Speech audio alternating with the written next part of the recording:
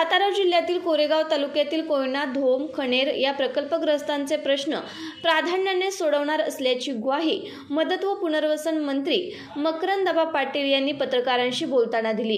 कोरेगाव बाजार समितीच्या व्यापारी संकुल इमारतीच्या भूमिपूजन कार्यक्रमानंतर पत्रकारांशी संवाद साधताना मंत्री पाटील म्हणाले की सातारा जिल्ह्यातील प्रकल्पग्रस्तांचे प्रश्न विविध स्तरावर प्रलंबित आहेत। काही प्रकरणे न्यायालयात आहेत, परंतु यावर लक्ष देऊन हे प्रश्न प्राथमिकतेने सोडवण्याचे आश्वासन दिले। कोरेगाव तालुक्यामध्ये कृषी उत्पन्न बाजार समितीचा जो भूमिपूजनाचा कार्यक्रम होता व्यापारी संकुलाचा, त्या कार्यक्रम हा माझ्या हस्ते मार्केट कमिटीच्या पदाधिकाऱ्यांनी ठेवला होता आणि या कार्यक्रमाच्या निमित्तानं कोरेगाव तालुक्यामध्ये पहिल्यांदा येत असताना एक आगळा वेगळा आनंद, समाधान हे मला निश्चितपणानं मिळालं।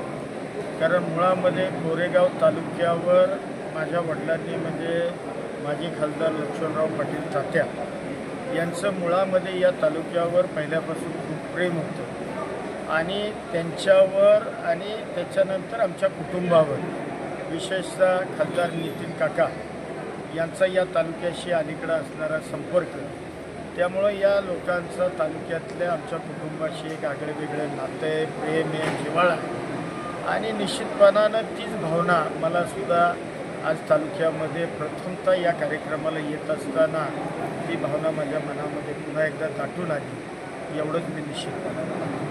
कोरेगाव तालुक्यातले पुनर्वसन गावं आहेत, कोयना, धोम आणि कनेरची, म्हणजे अनेक वर्षाचे प्रश्न प्रलंबित आहेत, त्याबद्दल आपण काय सांगू? नाही, मुळामध्ये आता आपल्या जिल्ह्याला धरणाचा जिल्हा म्हटलं जातं। आता मला या विभागाची जबाबदारी या सरकारमध्ये मिळालेली, त्यामुळं निश्चितपणानं काही कोयनेचे प्रश्न आहेत ते काही कोर्टामध्ये प्रलंबित आहेत, काही धोमचे असतील, कनेरचे असतील, अन्य धरणांचे प्रश्न असतील, हे प्रश्न निश्चितपणानं सोडवण्याला मी भविष्यामध्ये प्राधान्य देणार।